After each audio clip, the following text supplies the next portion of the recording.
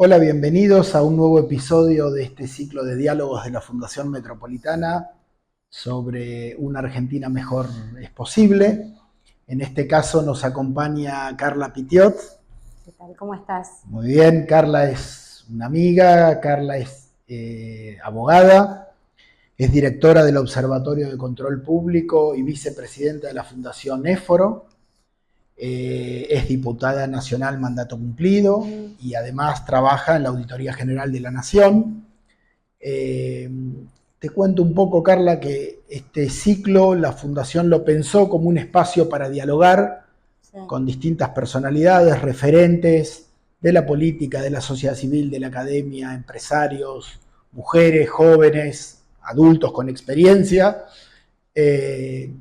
acerca de, bueno, esta cuestión de todo el potencial que tenemos como país en distintas dimensiones y a veces como que nos quedamos a mitad de camino, ¿no? Sí.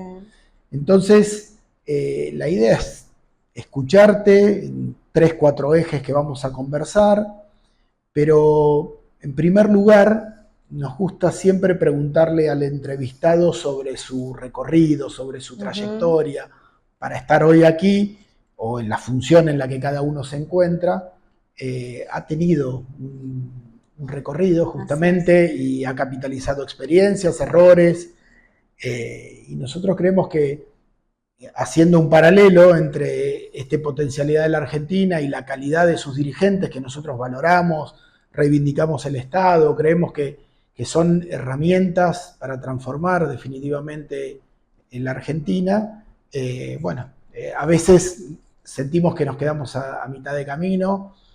En primer lugar, nos gusta que nos cuentes de vos, Dale. que nos cuentes tu mirada, tu recorrido, tu trayectoria. Bueno, entonces empezamos por ahí y primero agradecerte y agradecerle a la Fundación este espacio. No son comunes los espacios de conversación donde se plantea un disparador que yo ya te lo digo por la afirmativa.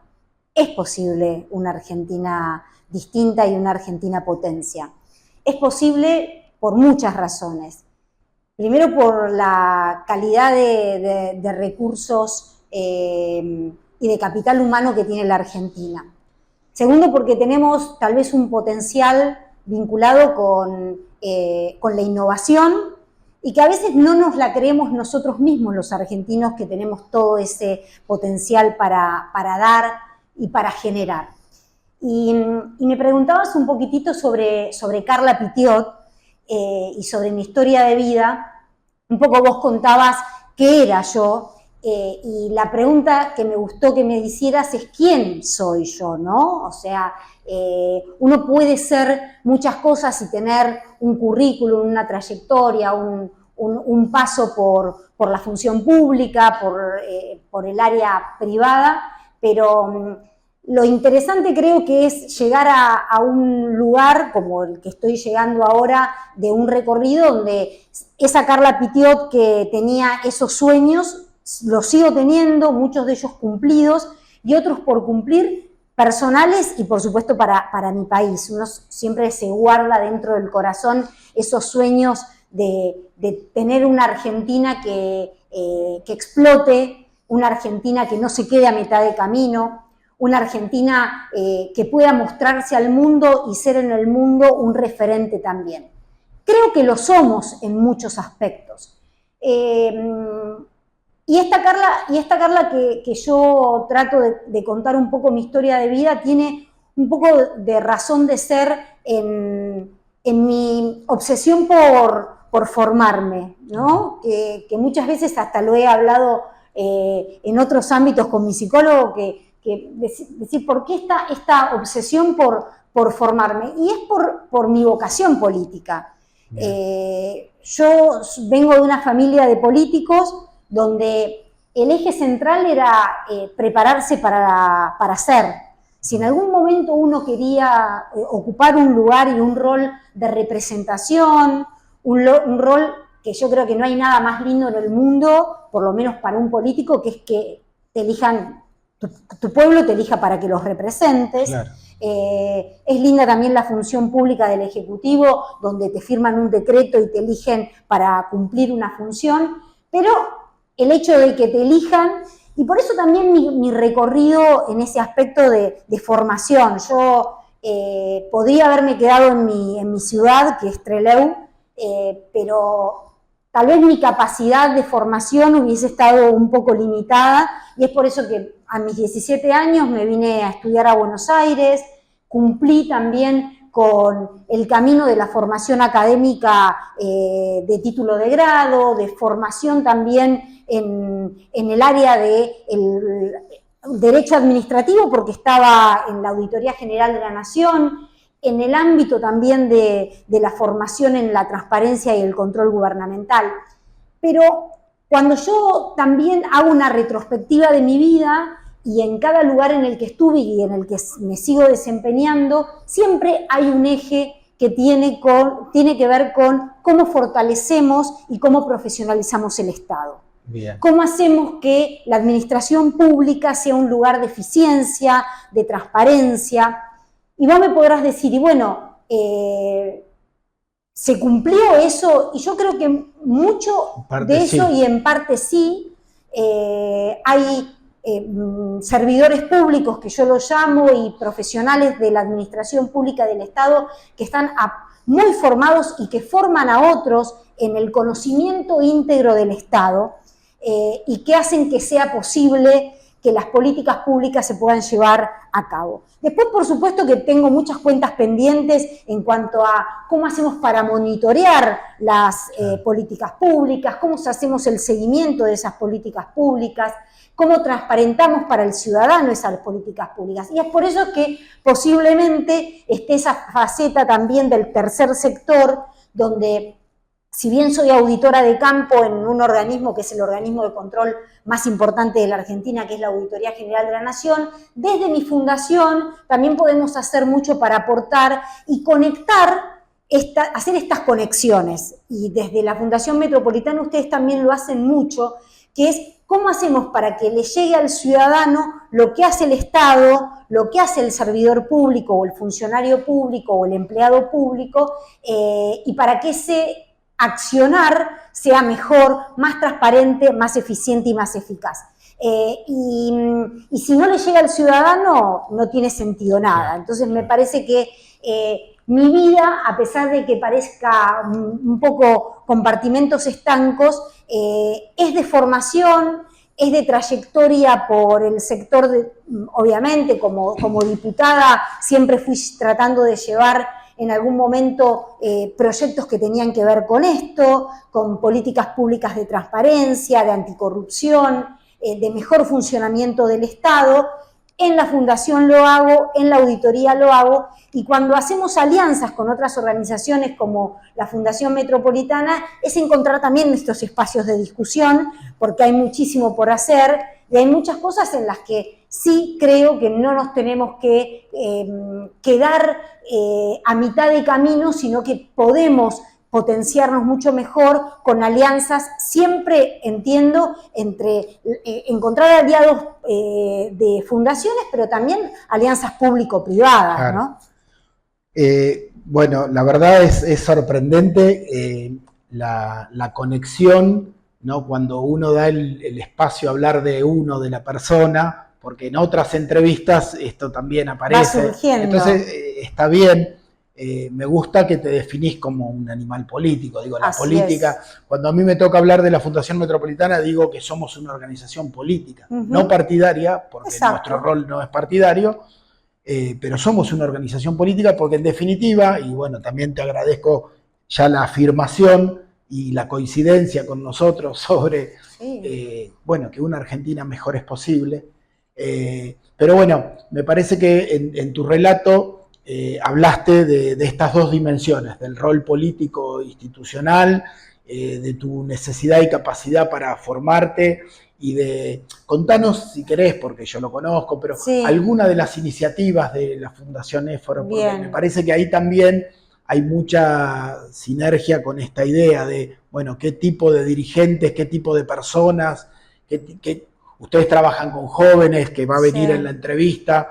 Pero bueno, chivea un poco sí, a la fundación. La Fundación Éforo es una fundación que también tiene su historia y sus etapas, ¿no? De reconversión y de reedición. Y me parece que también hay una evolución, como en toda organización. Y me parece que eso es lo más valioso que tiene la Fundación Éforo. Cuando la Fundación Éforo nace en el año 91. Ustedes imagínense que en el año 91 ni siquiera estaba dada la reforma del Estado, existía el Tribunal de Cuentas de la Nación, y nace como un poco de iniciativa a través de los trabajadores del Tribunal de Cuentas de tener un espacio de formación y de capacitación, pero también un espacio de investigación acerca de, bueno, ¿qué es esto de la accountability, ¿no? ¿Qué es esto de la rendición de cuentas a partir de un organismo tan importante como era el Tribunal de Cuentas, que para quienes no lo conocen era un organismo que era de consulta de todo el Estado Nacional? O sea, cuando vos tenías alguna consulta administrativa de tipo vinculado a qué hacer o qué no hacer dentro de la administración, bueno, el lugar donde vos ibas a consultar a través de los digestos administrativos, el lugar era el Tribunal de Cuentas de la Nación. Imagínense que en ese momento no existía ni Internet, ni Big Data, ni ninguna plataforma donde hubiese datos, o sea que todo era a través de digestos administrativos que estaban encuadernados en una biblioteca especial, en una imprenta especial que tenía también el Tribunal de Cuentas. Claro. Entonces hay que posicionarse desde ese lugar. Y yo me incorporo en el año 93 a la auditoría, cuando ya el Tribunal de Cuentas no existía. Había una reforma del Estado muy en principio de ejecución, había un cambio de paradigma respecto de cómo se tenía que hacer el control gubernamental del Estado, entonces cambiaba la forma absolutamente, era una forma vinculada con un control ya no ni previo ni concomitante, es decir, ya el tribunal no se metía en la previa del acto administrativo, ni en la concomitancia de la ejecución de una contratación pública, sino que la Auditoría General de la Nación llegaba ya un año después de que el acto administrativo, la ejecución presupuestaria estaba hecha. Entonces era todo un cambio y yo me incorporo en ese momento como estudiante de Derecho a la Auditoría General de la Nación en plena reforma constitucional. Entonces también yo me incorporo a un sindicato donde los trabajadores tenían no solo un sindicato, sino que tenían una mutual, tenían una obra social, claro, y tenían una fundación. Y esta fundación estaba en plena ebullición de la reforma del Estado y de la reforma constitucional. Yo ahí estaba como un poco muy joven, no me incorporé tanto activamente en ese momento en la fundación, pero te cuento que los objetivos de la fundación eran estos, era formativa, instructiva, que muchos de los compañeros nuestros del tribunal no se quedaran afuera del sistema. Entonces era capacitarse para este nuevo Estado, esta nueva reforma de la estructura del Estado. Y me parece que funcionó en ese momento muy bien y cambió en estos años, en estos 30 años, porque nosotros le fuimos dando un nuevo formato que tenía que ver con las nuevas demandas sociales. Entonces incorporamos otros objetivos a la fundación que tienen que ver con la participación ciudadana. En los años 90 no se hablaba de participación ciudadana. Le fuimos dando también otro sprint vinculado con, bueno, ¿a quiénes queremos llegar? Si nosotros llegamos muy tarde a que entiendan el Estado, que entiendan el control gubernamental, no sirve. Entonces hay que llegar a los jóvenes. ¿Y cómo se llega a los jóvenes? Y se llega a través de programas que sean dinámicos, programas participativos. Por eso es que tenemos todo tipo de programas vinculados y orientados a los jóvenes desde la secundaria y un poquitito a los jóvenes profesionales. Y también nos dimos cuenta que la tecnología era súper importante para llegar al ciudadano. Y por eso dijimos, bueno, ¿quién le cuenta a la gente qué hace un trabajador del control? ¿Quién le cuenta a la gente? ¿Y cómo le contamos a la gente qué hace el Estado para que la gente comprendiera que no éramos el trabajador de Gasalla o la trabajadora de Gasalla, y que repeliéramos a la gente, sino que éramos gente formada, gente profesional, técnica. Por eso que también incorporamos un espacio de comunicación.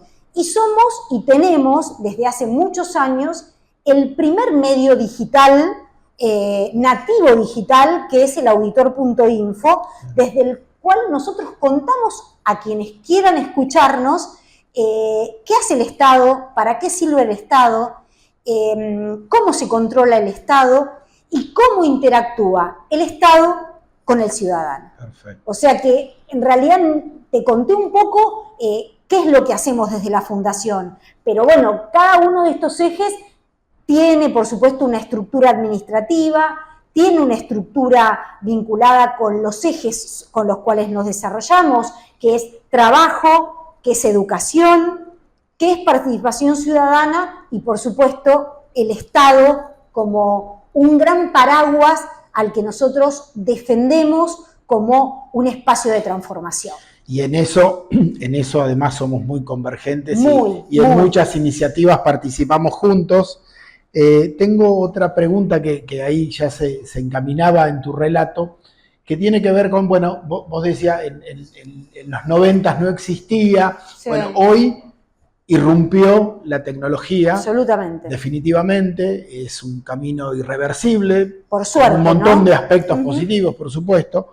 Y una pregunta, sobre todo para aquellas personas que no estén tan familiarizadas con la incidencia, ¿cómo crees y en qué medida la tecnología puede contribuir a ser más eficiente y más transparente aún, que insisto, estuvo en tu relato, la gestión del Estado? Yo creo que es clave, fundamental, necesario e imprescindible la implementación de todas las nuevas tecnologías aplicadas a la gestión de gobierno. Por supuesto que ya vamos teniendo en los últimos años experiencias de incorporación progresiva y paulatina de tecnologías al funcionamiento del Estado. Muchos de ellos tienen que ver con la digitalización, claro. O sea, cómo empezó el camino, por ejemplo, de despapelización del Estado en todos sus tres poderes, o sea, en el Poder Judicial lo hemos visto, en el Poder Legislativo también lo hemos visto, y creo que explotó con la pandemia y con el aislamiento social preventivo y obligatorio, que para los que a veces nos olvidamos fue, bueno, adentro o adentro, no se puede salir, y el Estado tenía que seguir con su funcionamiento. Entonces, ahí hubo como una aceleración, fue como meter quinta en un fitito, ¿no? Porque había mucho del Estado que estaba muy retrasado en la implementación y había mucho también de falta de capacitación de los trabajadores del Estado, porque no habíamos sido capaces, y en este caso me pongo yo como responsable y como en algún momento responsable del Estado, ¿no? Como dirigente, de haber puesto a los trabajadores a la altura de los avances tecnológicos. A veces uno no se tiene que tampoco hacer autoflagelar tanto, porque fue tan abrupto el cambio, sobre todo durante la pandemia y pospandemia, que era impensado también que pudiera ocurrir algo como lo que ocurrió, de tener que estar aislados completamente, y el hecho de la no presencialidad cambió también. Muchos de los planteos que nos hicimos es, ¿cómo puede ser que la Auditoría General de la Nación no pueda seguir auditando? Y la respuesta fue porque el Estado no está digitalizado, porque los expedientes no están dentro de plataformas donde nosotros pudiéramos seguir haciendo nuestro trabajo de parte de revisión del funcionamiento del Estado, porque únicamente había una única manera de hacerlo, que era a través de los papeles, de revisar papeles. Ir a buscar el expediente. Entonces, yo creo que hubo una primera etapa, y debo decirlo, durante el último gobierno de Cristina, donde se avanzó en una implementación de la digitalización. Después hubo un avance mayor con la modernización del Estado a través de sistemas de GEDE, de sistemas de firma digital para que también se avanzara y los expedientes electrónicos. Hubo un pseudo retroceso porque no se podían implementar, o sea, no es que se quiso retroceder absolutamente en el 2020, es que no se podía hacer y se trababa. Y yo creo que ahora hay avances desde el 2020 al 2025, en estos últimos 5 años ha habido un avance enorme, sobre todo por la incorporación a muchas de las etapas del funcionamiento del Estado de la inteligencia artificial. Es decir, ¿cómo hacemos para entender que hay muchos de los procesos que se dan en el Estado que se pueden hacer a través de procesos automatizados? Eso no significa que los trabajadores del Estado no puedan seguir haciendo otro tipo de funciones o que se reinventen en sus funciones.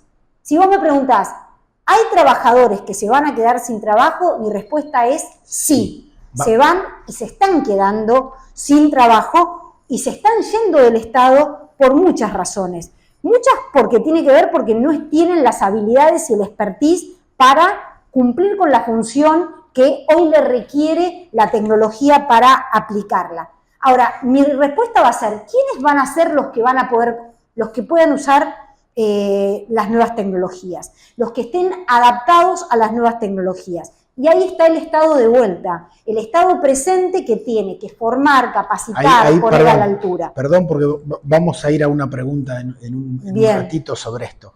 Pero quedan muy claras las bondades, pero también tenía otro eje para charlar contigo, y que tiene que ver con, en esta era digital, las redes, recientemente fuiste candidata, ¿cómo ves la comunicación política, ¿sí?, en relación a este mundo digital? Y asumo que tal vez algunos aspectos no son tan positivos. No tan positivos. Sí, es como todo.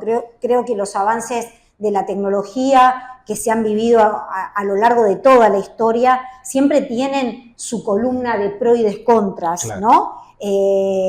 Siempre hay temores, siempre hay reticencias, siempre hay resistencias, pero uno, si un poco lee la historia, también tiene que ver que las resistencias tan fuertes y tan, de alguna manera, duras, siempre generan quiebres. Entonces, a veces la experiencia es muy cara y hay que aprender de esas experiencias, y cuanto más uno acompañe los cambios a través de la participación y de ver cómo hacemos para agregarle valor a las tecnologías, y cuando yo digo de agregar valor es agregarle el valor humano.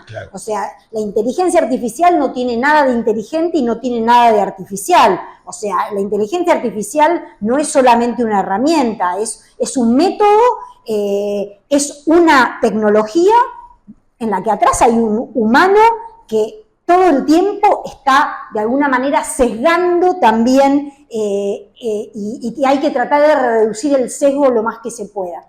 Entonces, por supuesto que tiene partes negativas y por supuesto que tiene partes muy crueles también la tecnología. Y si hablo específicamente de redes, a mí me parece que vivimos en una era, que es la era digital, la era de las redes, donde ha triunfado la posverdad y sigue triunfando la posverdad, porque cuando hace unos años decíamos, bueno, esto de la posverdad, de lo que en realidad se dice y de la presencia de la gente, de los actores políticos, comunicacionales en las redes, iba a pasar. Yo creo que al contrario, yo creo que se ha profundizado la crueldad en las redes, se ha profundizado la mentira en las redes.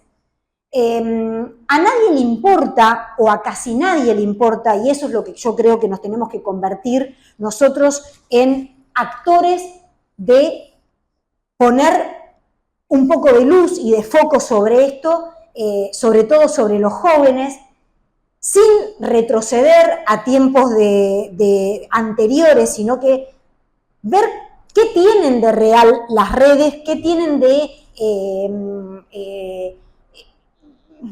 ¿qué le podemos sacar a las redes de jugo? Al contrario, aprovecharnos de la mejor manera de las redes, así como que en algún momento nos hemos sentido nosotros utilizados por las redes. Ha llegado un momento en las redes que me he sentido como el objeto de la propia red.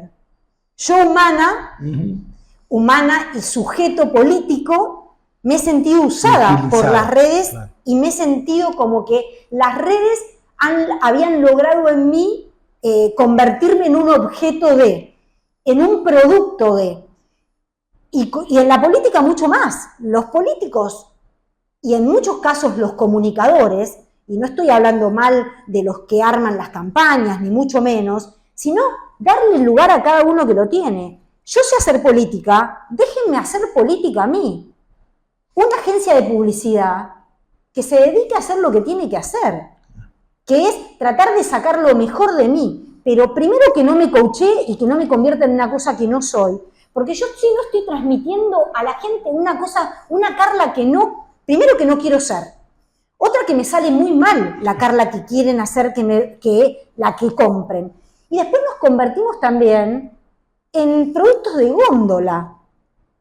Y esa terminología en la política es lo que creo que ha hecho que los políticos nos convirtamos también, y muchos políticos, yo digo en plural porque también me incluyo, en personas que no somos creíbles.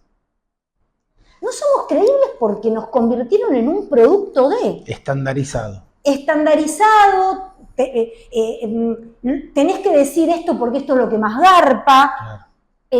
Tenés que hablar de esto porque esto es lo que garpa en el algoritmo. O sea, si vos decís esto en este momento, el algoritmo sube.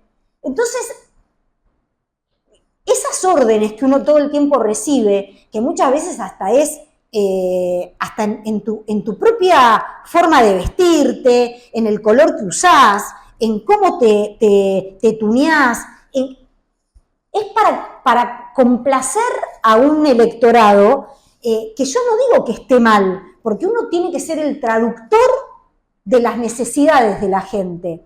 Ahora no tenés que ser el traductor ni convertirte vos en la persona o en la vía de lo que yo no creo que en las redes para mí está absolutamente potenciado y mentido lo que la gente quiere. Yo me niego a creer que lo que está muchas veces en el TT o en el Trading Topic sea lo que la gente crea realmente. Suscribo plenamente y muchas veces conversamos. Más conversación así, más conversación aparte, personal. Nosotros que estamos en el micromundo de la política y de los decisores, digo, yo no sé si la persona que viene a trabajar al restaurante de aquí abajo está tan pendiente como a veces estamos nosotros, y mucho universo. Menos en las provincias.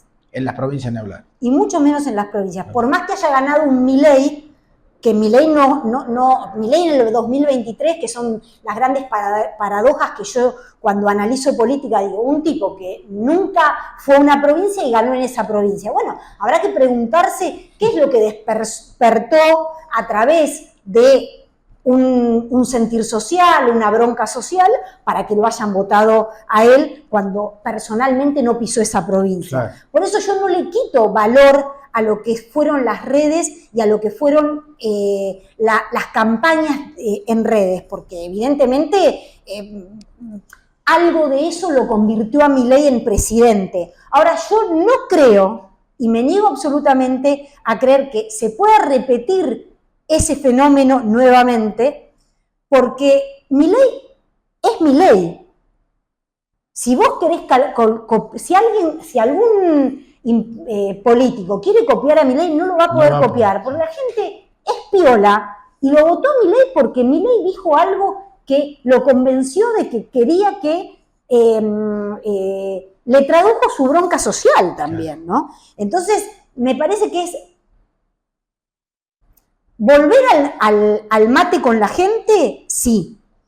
Yo creo que es un mix también, ¿no? Es aprovechar el valor que tienen la tecnología, las redes para la llegada masiva, pero aprovechémoslo para el bien. Sí. Sí. O sea, yo creo que ahí está la clave. ¿Cómo reivindicar este tipo de ¿Cómo relación? reivindicar la relación con la gente, sí. pero desde un lugar... Los intendentes todo el tiempo lo marcan a eso, Sí, ¿no? ¿no? Porque nosotros trabajamos no solo en el área metropolitana de Buenos Aires, en otros lugares también, en otras provincias, y el intendente marca eso, la necesidad de la gente del diálogo, el contacto y la resolución de los problemas. En definitiva, me parece que la clave está por ahí, estés o no trabajando en el Estado, digo, porque organizaciones como la nuestra, la razón de ser es, Sí. bueno, cómo contribuimos, ¿no?, a mejorar esta relación entre ciudadanos y dirigentes, instituciones, y por eso digo que nosotros somos como optimistas consuetudinarios, ¿no? Cuando escuchamos a personas como vos, cuando vemos, yo siempre, a mí me gusta traer una imagen y de paso voy hacia el redondeo y una pregunta más. A mí me gusta traer una imagen que es, cualquiera de nosotros ha sido formado, recién relatabas tu formación de abogada y yo como sociólogo digo, uno aprende con categorías del pasado. Totalmente. Está formando frente a una dinámica, a una sociedad permanentemente dinámica y necesitada de nuevas resoluciones, cómo abordar los problemas del futuro. Y en esa línea, bueno, hablaste de la inteligencia artificial, hablamos de las plataformas. ¿Cómo pensás esta cuestión del empleo, los jóvenes? Yo sé que a ustedes les interesa mucho el empleo joven, pero el empleo joven, dicho en la metáfora que yo traía recién, es el empleo joven dentro de 10 años, no el de hoy. Totalmente. ¿No? Por eso pensar el empleo y las dificultades que la Argentina tiene de salir adelante rompiendo las barreras de la informalidad, que en realidad el trabajo en la Argentina no es que es informal, la economía es informal en la Argentina. O sea, venimos de muchos años donde la economía es informal y por qué el trabajo no debería ser informal también, ¿no? Entonces, nosotros es verdad, desde nuestra Fundación Éforo, como nuestro objeto muchas veces de estudio tiene que ver con los jóvenes y lo que quieren los jóvenes en sus vidas, surge naturalmente cómo quieren ser educados, y que ahí también nos descubrimos escuchando cosas muy disruptivas desde los jóvenes, de qué tipo de educación quieren recibir, o sea, a qué escuela quieren ir, qué tipo de educación quieren transitar, que es muy distinta a la de las escuelas en la que nosotros estuvimos formados. Entonces, y en el empleo te pasa lo mismo, cuando ellos se plantean la incertidumbre del futuro empleo, te la plantean con muchos temores, por supuesto, como el temor que tuvimos cualquiera a los 17, 18 años, o sea, los pibes de ahora, de 17, 18, no pretendamos que sean superhéroes, que porque conocen el mundo a través de una globalización, creemos que los pibes se la saben todas. Tienen los mismos miedos que tenemos nosotros, nos plantean las mismas incertidumbres, tienen los mismos desafíos que teníamos. El desafío de estudiar algo que me guste o estudiar algo que me dé plata, siguen debatiéndose eso. Y en general, ojo, que gana, quiero estudiar algo que me haga ser feliz. Y si eso implica que no tenga que tener un empleo en relación de dependencia 8 horas, lo voy a hacer. Claro. Siguen sin resignarse a no tener derechos, muchos. Estoy hablando de los jóvenes más jóvenes, ¿no? Hay los jóvenes más 29, más 30, decían, ¿qué derecho si yo no lo tengo? Al derecho a vacaciones, a desconexión, que hoy se está hablando mucho del tema del derecho a la desconexión. O sea, un trabajador de plataforma, háblale del derecho de la desconexión. ¿Sí? ¿Cuántas horas tiene que pedalear para poder pagar los servicios mínimos? ¿Cuánto tiene un Uber que hacer de horas y horas para poder pagar el alquiler del Uber? Entonces, creo que hay algunos derechos que se van a debatir prontamente, posiblemente en el Congreso, vinculados con la reforma y la modernización laboral, pero nosotros tenemos que entender que hay grupos que tienen que ver con jóvenes de 18 hasta 25 años o hasta 23 años, que son los que están en la informalidad, que son los más vulnerables para la incorporación en el mercado laboral y que además están en los trabajos más precarios. Entonces, cuando hablamos con ellos, yo estoy ahora con una idea que me está dando vueltas por la cabeza, que es, si nosotros queremos resolver este tipo de cuestiones, primero es con ellos. Sí, sin duda. En la conversación. Por eso hablo de un espacio de futuros o una oficina de futuros, porque no es un solo futuro el que nos espera. Son futuros. Y cuando pensamos en eso es, muchachos, los políticos, los comunicadores, yo hablo como política y también como vengo de lo sindical. No es un horizonte el que tenemos en la mira. Tenemos muchos horizontes para pensar en una Argentina que realmente quiera ser potencia, donde el empleo y la generación de empleo se provoque y que explote a través del empleo que le sirva también a la economía del país. O sea, ¿qué empleos quiero generar? ¿Qué sectores estratégicos de la economía le voy a dar bolilla yo a dónde voy a poner mi esfuerzo como Estado, aliándome con el privado para que se genere un trabajo que realmente sea un trabajo económicamente rentable? ¿Hacia dónde van los jóvenes hoy y las mujeres que son las más vulnerables? A los trabajos más precarios, peor pagos. Entonces, avivémonos de una vez, hablemos con los jóvenes hacia dónde quieren ir. Cuando yo hablo con las mujeres emprendedoras, con las mujeres que quieren insertarse en el mercado, ¿por qué no miramos un poco hacia dónde tenemos que ir las mujeres? Porque las mujeres tenemos que ir hacia los mercados donde se pague mejor. Entonces, formémonos en esos puestos de trabajo, en esas profesiones, y saquémonos también la visión de que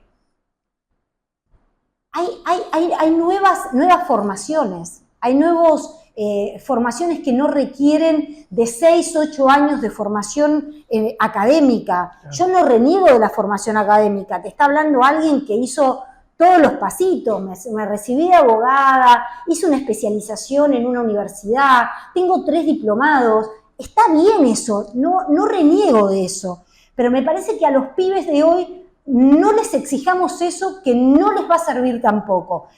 Hablemos con ellos sobre la reforma laboral, pongámoslo en la mesa de discusión.